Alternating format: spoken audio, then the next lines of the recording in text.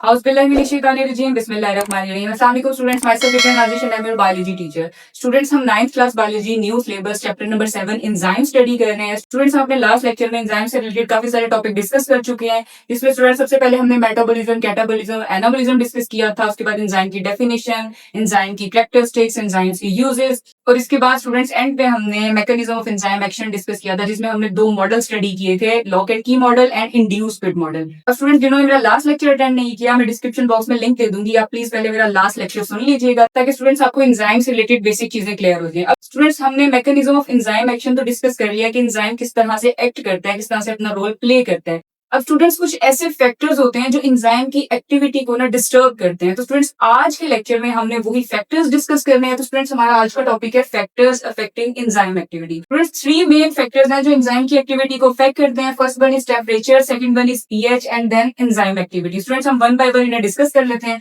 First one is temperature.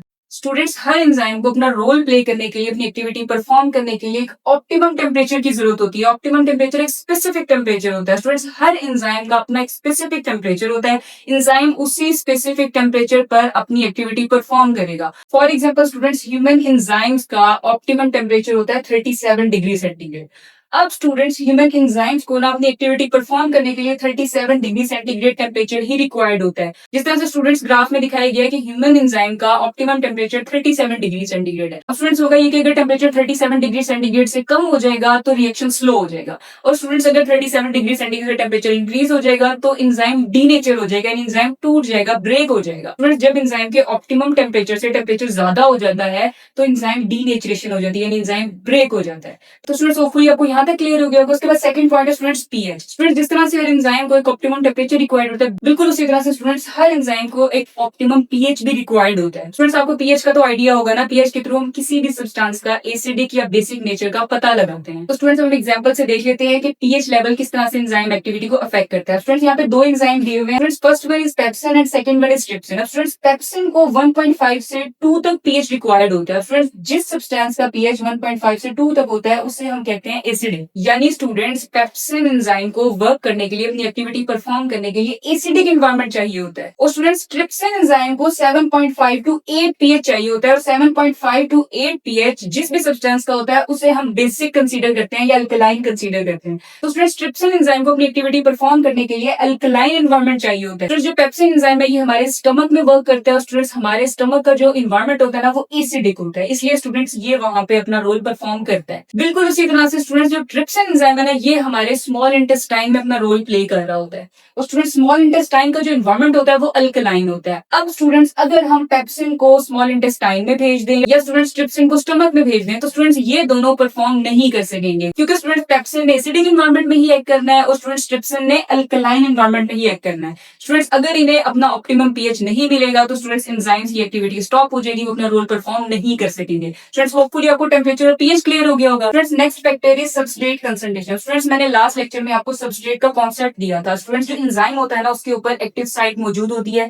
और जो substrate होता है ना, सबस्ट्रेट वो मॉलिक्यूल होता है जिसपे एंजाइम ने एक्ट करना होता है. वो सबस्ट्रेट उस एक्टिव साइट पे आके अटैच हो जाता है. अब स्टूडेंट्स हम देखते हैं सबस्ट्रेट की कंसंट्रेशन किस तरह से एंजाइम एक्टिविटी को अफेक्ट करती है. स्टूडेंट्स जितना ज्यादा सबस्ट्रेट होगा ना, जितने ज्यादा सबस्ट्रेट होंगे किसी भी रिएक्शन में तो स्टूडेंट्स रिएक्शन भी उतना ज्यादा होता जाएगा. जिस तरह से स्टूडेंट्स अगर एक टीचर ने 10 कॉपीज चेक करनी है तो स्टूडेंट्स वो स्लो चेक करेगी, लेकिन अगर उसने उतने ही टाइम में 100 कॉपीज चेक करनी है तो स्टूडेंट्स टीचर फास्ट कॉपीज को चेक करेगी. बिल्कुल उसी तरह से स्टूडेंट्स जितने ज्यादा सबस्ट्रेट होते हैं उतना ही रिएक्शन तेज होता जाता है, फास्टर होता जाता है. स्टूडेंट्स इसको हम एक ग्राफ से स्टडी कर लेते हैं. स्टूडेंट्स ये ग्राफ देखिएगा. अब स्टूडेंट्स होता ये है कि जितने ज्यादा सबस्ट्रेट होते हैं रिएक्शन उतना ज्यादा फास्ट होता जाता है. स्टूडेंट जितनी भी एक्टिव साइट्स होंगी उन सब पे आके सबस्ट्रेट ने बाइंड होना है, अटैच होना है. तो स्टूडेंट रिएक्शन तब तक फास्ट मूव करता रहेगा, इंक्रीज होता रहेगा जब तक कि जितनी भी एक्टिव साइट्स हैं वो ऑक्यूपाई नहीं हो जाती, सब सबस्ट्रेट वहां पे जाके अटैच नहीं हो जाते. और स्टूडेंट जब सारी एक्टिव साइट ऑक्यूपाई हो जाती हैं तो उसके बाद स्टूडेंट्स रिएक्शन जो है वो कांस्टेंट हो जाता है. स्टूडेंट्स इस ग्राफ में लाइन देखिएगा, ये लाइन इंक्रीज होती जा रही है. स्टूडेंट्स ये लाइन तब तक इंक्रीज होती जाएगी जब तक ऑल एक्टिव साइट्स सबस्ट्रेट से ऑक्यूपाई नहीं हो जाती. जैसे स्टूडेंट सारी एक्टिव साइट्स ऑक्यूपाई हो जाएंगी उसके बाद आप देखेंगे स्टूडेंट जो रिएक्शन रेट है ना वो कांस्टेंट हो जाएगा, उसके बाद वो इंक्रीज नहीं होगा. And students this phase is called saturation of active sites. तो स्टूडेंट्स होपफुली आपको सबस्ट्रेट कंसंट्रेशन क्लियर क्लियर हो गया होगा स्टूडेंट्स, ये 3 फैक्टर्स हैं जो एंजाइम की एक्टिविटी को अफेक्ट करते हैं। अब स्टूडेंट्स हम चलते हैं अपने नेक्स्ट टॉपिक की तरफ। Students our next topic is enzyme inhibition. Students कुछ ऐसे मॉलिक्यूल होते हैं जो एंजाइम की एक्टिविटी को स्लो कर देते हैं, एंजाइम की एक्टिविटी को स्टॉप कर देते हैं। तो स्टूडेंट्स ऐसे मॉलिक्यूल्स को एंजाइम इनहिबिटर्स कहा जाता है। स्टूडेंट्स इनहिबिशन का मतलब ही यही होता है, रोक देना या स्लो डाउन कर देना। और स्टूडेंट्स इस पूरे प्रोसेस को एंजाइम इनहिबिशन कहा जाता है।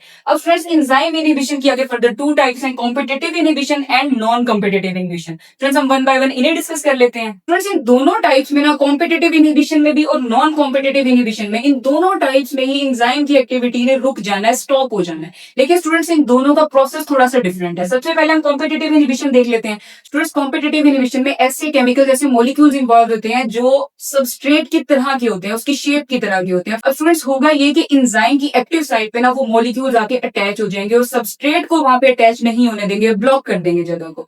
अब स्टूडेंट जब सबस्ट्रेट ही एक्टिव साइट पे अटैच नहीं होगा तो स्टूडेंट्स एंजाइम वर्क करना स्टॉप कर देगा, एंजाइम की एक्टिविटी रुक जाएगी। तो students such type of inhibition is called competitive inhibition. और स्टूडेंट्स इनकी एग्जांपल्स में आ जाती है एंटीबायोटिक्स। इसके बाद आ जाती है students non competitive inhibition. Students non competitive inhibition में ऐसे केमिकल जैसे मॉलिक्यूल्स इन्वॉल्व होते हैं जो सबस्ट्रेट के जैसे तो नहीं होते और ना ही एक्टिव साइट पे अटैच होते हैं। डेफिनेटली जब सबस्ट्रेट के जैसे नहीं होंगे तो एक्टिव साइट पे अटैच भी नहीं होंगे। लेकिन स्टूडेंट्स इसमें ऐसे केमिकल इन्वॉल्व होंगे जो एंजाइम की एक्टिव साइट से दूर जाके, यानी एंजाइम के ऊपर ही कहीं और जाके अटैच हो जाएंगे, एक्टिव साइट पे अटैच नहीं होंगे। जब स्टूडेंट वो मॉलिक्यूल एंजाइम के ऊपर कहीं और जाके अटैच होगा तो उससे क्या होगा, एंजाइम की शेप चेंज हो जाएगी। और स्टूडेंट जब एंजाइम की शेप चेंज हो जाएगी ना तो डेफिनेटली सबस्ट्रेट उसमें आके फिट नहीं हो पाएगा। तो स्टूडेंट्स इस तरह से एंजाइम की एक्टिविटी स्टॉप हो जाएगी, रुक जाएगी, एंजाइम अपनी एक्टिविटी परफॉर्म नहीं कर सकेगा। तो students such mechanism is called non competitive inhibition. और स्टूडेंट्स इस तरह के इनहिबिटर्स को नॉन कॉम्पिटिटिव इनहिबिटर्स कहा जाता है। तो स्टूडेंट्स इनकी एग्जांपल्स में मर्करी है, लेड है या कैंसर ड्रग्स हैं। यानी स्टूडेंट्स जो इनहिबिटर्स होते हैं ना, बेसिकली वो एंजाइम की एक्टिविटी को स्टॉप कर देते हैं। दोनों में जो डिफरेंस है वो ये है कि कॉम्पिटिटिव इनहिबिटर्स एक्टिव साइट पे जाके अटैच हो जाते हैं। स्टूडेंट्स जो नॉन कॉम्पिटिटिव इनहिबिटर्स होते हैं ना, वो एक्टिव साइट से दूर एंजाइम के ऊपर जाके अटैच हो जाते हैं। स्टूडेंट्स ये बहुत इंपॉर्टेंट शॉर्ट क्वेश्चन है, इसमें डिफरेंस आ जाता होता है। तो स्टूडेंट्स होपफुली आपको मेरा लेक्चर क्लियर हो गया होगा। इसके साथ ही स्टूडेंट्स हमारा चैप्टर नंबर 7 एंड हो गया है। तो स्टूडेंट्स मेरे ऐसे इंटरेस्टिंग और इन्फॉर्मेटिव लेक्चर्स के लिए मेरे चैनल को लाइक करें, फॉलो करें, सब्सक्राइब करें। Stay tuned with us. Thank you so much. Allah Hafiz.